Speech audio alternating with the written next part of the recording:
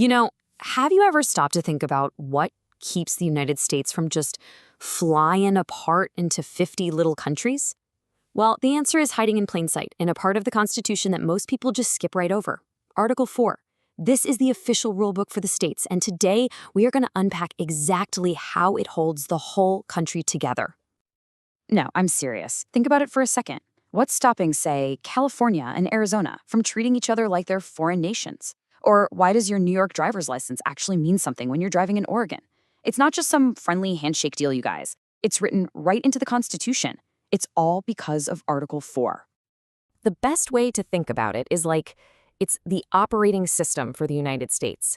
It's the basic code that lets all these different states, with their own laws and governments, actually function as one single country.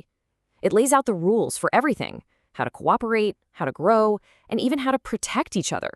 So, how does this actually play out in the real world? Well, let's dive into the first big idea, which is all about making sure states play fair with each other. And trust me, this part affects your daily life in ways you probably don't even think about.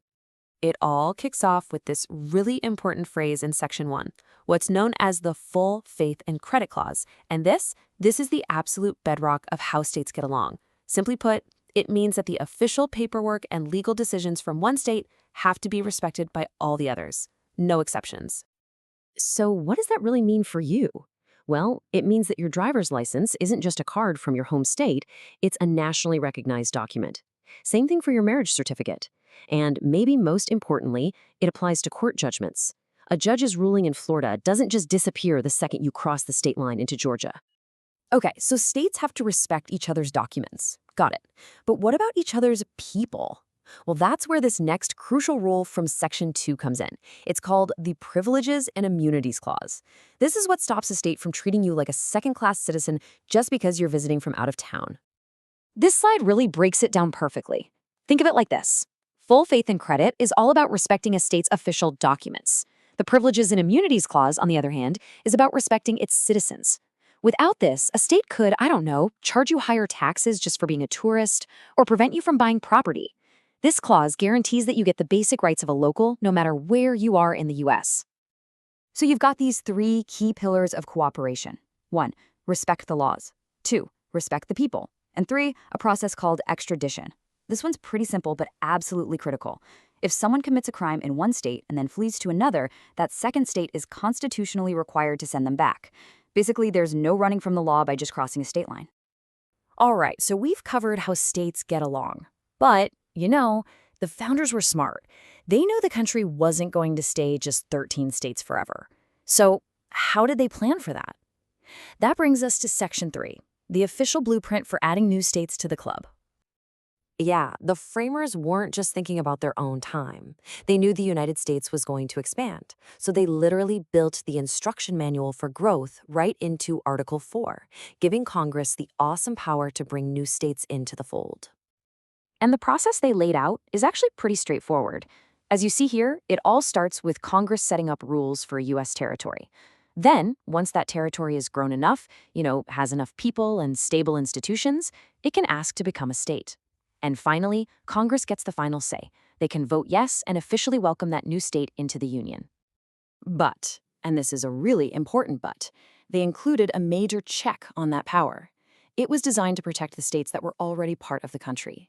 Congress can't just decide to slice a new state out of West Texas or chop Florida in half unless the state legislatures involved actually agree to it. It's a huge protection for a state's own borders and its sovereignty. So, Article 4 sets up the rules for how states deal with each other and for how the nation grows. But it also includes a massive promise from the federal government to the states. This is often called the Guarantee Clause. Right, this last part, Section 4, is the Guarantee Clause. You can think of it as the federal government's ironclad security contract with every single state. It promises 3 fundamental kinds of protection.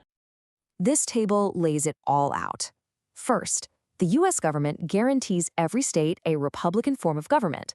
That just means a government by the people, for the people, not a king or a dictator.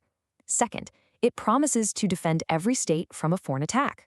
And third, it promises to help a state put down domestic violence or a major uprising, but, and this is key, only if the state's government asks for that help.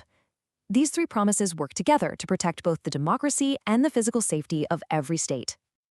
Now, the Constitution is an incredible document, but we have to remember it was also a product of its time. And just like any old blueprint, some parts of it have been updated, or in some cases, completely thrown out. And Article 4 has one of the most important examples of this evolution. Originally, a part of Section 2 included this language, which we now know as the Fugitive Slave Clause.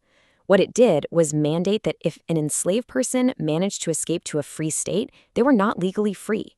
In fact, that state was constitutionally required to return them to their owner. This clause is, frankly, a pretty chilling reminder of the compromises over slavery that were baked into the country's founding. But it's also an incredibly powerful example of how the Constitution can change. Because when the 13th Amendment was ratified in 1865, abolishing slavery for good, this entire clause was basically nullified.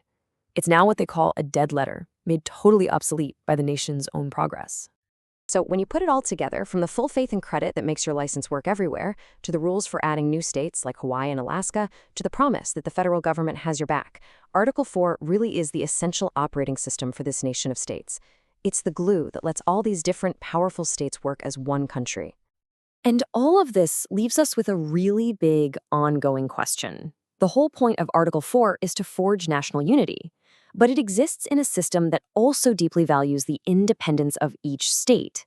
And that tension, that push and pull between a strong central nation and strong individual states, it's the debate that started with the founders, and it's one we're still having right now. So the question for all of us is, as America keeps changing, where do we draw that line?